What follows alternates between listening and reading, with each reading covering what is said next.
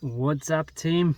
In this video I'm going to share with you a couple of ways and teachings about training cardio for combat sports in general. And what I really want to share with you is that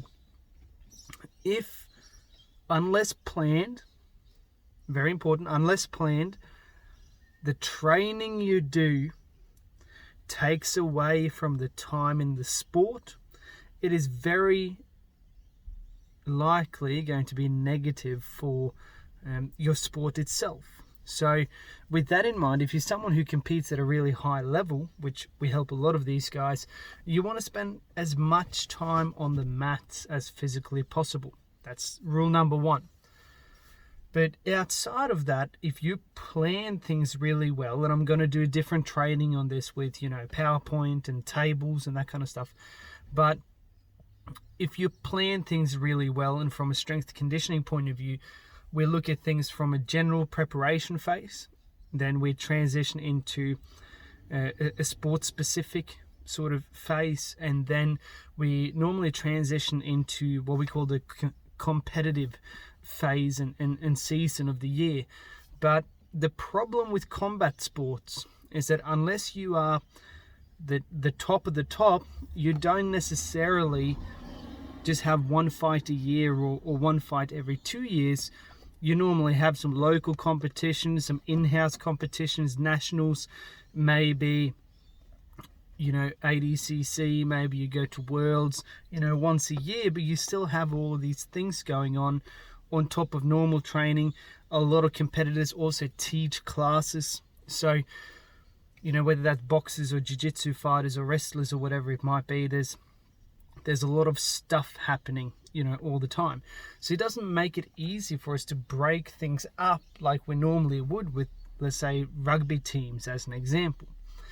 So this is where, in order to kill lots of birds with one stone, so to speak, and get the most out of your training, you got to train conditioning and skills at the same time, or at least in the same session.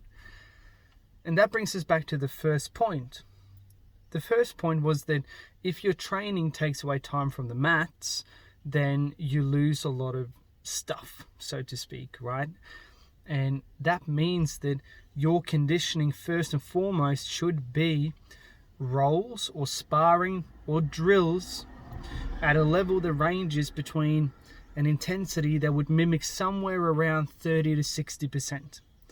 And the majority of your training should therefore take place in the 30 to 60% bracket, which means that you can go in many, many times a week and keep doing this without being super fatigued and those kinds of things. And that is when you can then start adding conditioning outside of this. Cool. So here's my 3-day-a-week conditioning plan for combat athletes. Day 1 should be power based. So you should train aerobic or anaerobic power. What that means, and here's an example, and I'll do a couple of videos on exactly how to do this at some stage, but one really good protocol is what we call the 10, 20, 30, 30. It's 10 seconds, 20 seconds, 30 seconds, and 30 seconds. You do all of those. That's 1 rep. You need to do all of those 3 times. That's 1 round. Then you're going to rest 3 to 5 minutes, and then you're going to repeat that again. Your goal here is to build up to be able to do 3 rounds of 10, 20, 30, 30. So let's say that you're on the rowing machine. You do 10 seconds at full fucking tilt. Full tilt. Like a 10 out of 10 going, rah, going crazy. Cool. 10 seconds. Immediately after, 20 seconds at an intensity that's maybe like a 9 out of 10 effort. So it's not rah, but it's like rah. Cool. Get it? Cool. Then immediately after that, you do 30 seconds at somewhere between 7 to 8 out of 10. So it's still huffing and puffing really, really hard. And then the last 30 seconds, you do that at like a 3 to 4 out of 10 effort. And as soon as you've done 30 seconds, a 3 to 4 out of 10, you flip over and you do 10 seconds again, then you do 20, 30, and then you're back to 30 at a really nice intensity. You go again. That's your third round. And then you're going to rest 3 minutes, and then you're going to do that again. The first week you try it, the first month, you might just be able to do 2. That's how hard that is. But your goal over time, we'll say over the course of a year, is for you to be able to do 5 of those 3 repetition rounds of 10, 20, 30, 30. That's day number 1. Day number 2, you're working at longer intervals, okay? So you're working at intervals that are about 3 to 5 minutes of duration at an intensity that's about 70% of your maximum heart rate, maximum wattage, or if you don't want to do the testing, then it's an intensity that feels like a 7 out of 10. So it's not crazy, but it's not super easy either, okay? It's pretty darn hard, all right? You should not be able to talk normally, okay? But you should still be able to speak a couple of words at a time when you do that.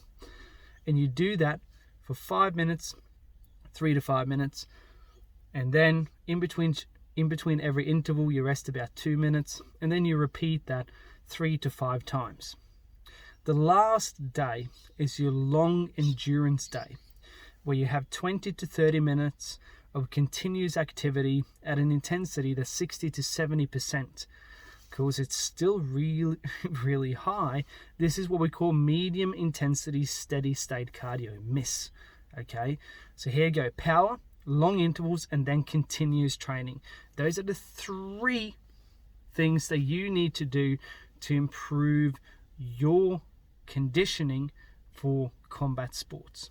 This needs to be done at a time where you're not leading up to competitions or anything like that, and you need to make sure that the majority of your combat sports training is not extremely hard, okay?